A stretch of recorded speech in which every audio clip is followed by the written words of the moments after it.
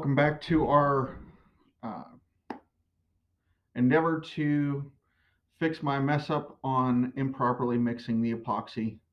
Too much hardener in the mix, which caused it to be a gloppy mess while I was spinning. Um, First step was scraping off all the gloopy mess. Second part was wiping it down, and I've been essentially adding a layer of epoxy, which as it sets, it creates little bubble pockets, and which pushes out any residual leftover pieces of unset epoxy, that gloppy mess that's left there.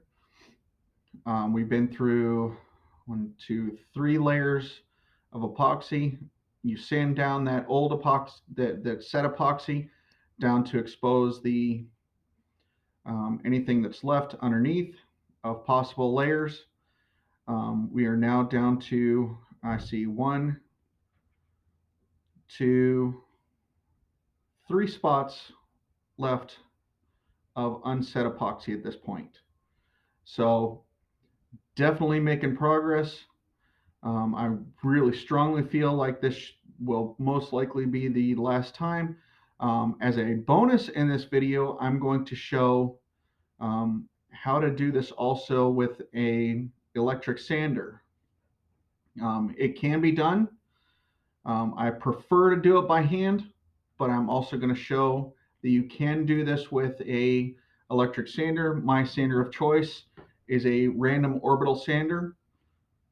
Still, it is the exact same 60 grit sandpaper that I've been using on this one. I had a cup fall off my turner in the middle of a project. I was letting it spin overnight. It fell off. This is before I was using these inserts. So it essentially fell off and was sitting like this, sitting sideways. So all the epoxy ran down to the bottom, and I didn't find it till the next morning. So everything was in a pool right down here at the bottom. So that is the primary time where usually the only time where I will use the electric sander is when I had a huge glop of that.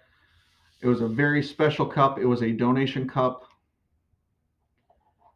and it wasn't anything where I was trying to remove, and it didn't any uh, unhardened epoxy. All I was simply doing was removing that big glob of epoxy. The electric sander took it off really fast. That's why you have to be really careful. That's why I prefer to do it all by hand. So it's going to come off really fast. I'm going to have to be really careful. So this is going to go really quick. But as with, I can't even, it doesn't even stick to my hand. There's literally just bubble spots. So I'm not even going to worry about wiping it down with acetone at this point, because it's, like I said, it's literally just bubble spots.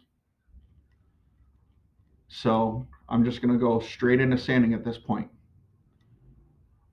So here we go into sanding. All right, so as you can see here, I've actually got it just propped right up on my workbench here, because it's going to go really fast. I got to be really careful. With the electric sander, there's no real way to get into the grooves. So that one you do have to finish off by hand. And there we go. Everything's all sanded. A couple things I want to warn you about if you ever do attempt to use an electric sander. It goes very quick. I was not using hardly any pressure whatsoever. I was letting the sander do all the work. So if you notice, there's lines in there. It is not perfectly even. I'm going to let the epoxy flatten it all out. So It is, if you put too much pressure on it, you're going to end up with really deep lines in this. Now it's time to put it on the turner, move on to our next part, which is wipe it down with the alcohol and then apply epoxy to it. All right, so here we are wiping it all down. You can see everything's coming off. All that dust comes off very nicely. I use alcohol is because it dries very quickly. And just like that, we're all wiped off, ready for epoxy. All right, so let's get to applying some epoxy. Now, one of the things about using the 60 grit sandpaper is that it creates a lot deeper grooves. So you will create a lot more micro bubbles as you're applying it. Give it a few extra minutes before you use your heat gun, or use your heat gun first and then go about 5 minutes and then apply your heat gun afterwards. Now, this sideway motion is not a technique I generally like to use, but because of the um, grooves that are caused by using the electric sander, I do feel it's important to use. Plus, I felt some thicker areas on there, so it helps to thin it out and even the epoxy out. Hopefully this will become its final.